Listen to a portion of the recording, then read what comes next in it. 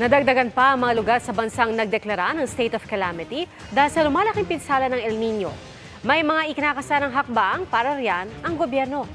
Nakatutok si Von Aquino.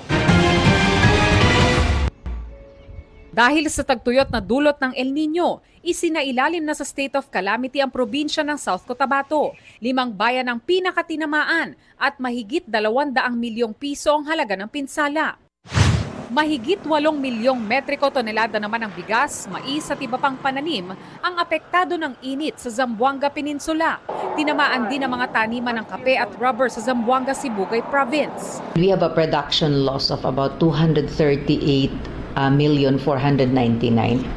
Natuyo na rin ang imbakan ng tubig ng mga magsasaka sa barangay San Pablo, San Nicolas, Ilocos Norte.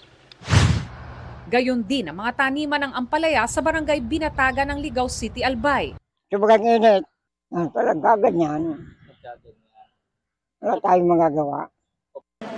Para matugunan ang epekto ng El Nino, magkakasa ang DSWD ng Project Lawa at Binhi Training. Tuturuan nito ang mga katutubo, magsasaka at mangingisda na gumawa ng small farm reservoir o malalawang imbakan ng tubig, pati communal garden at farms. Bukod sa magkakaroon sila ng sarili nilang source ng tubig, makakapagtanim sila sa paligid ng kanilang mga lawa. Hindi na sila gagastos ng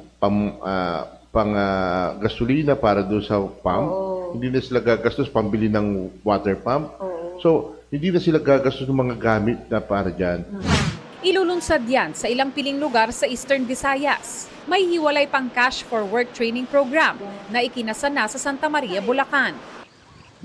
Para sa GMA Integrated News, Von Aquino, nakatutok, 24 oras.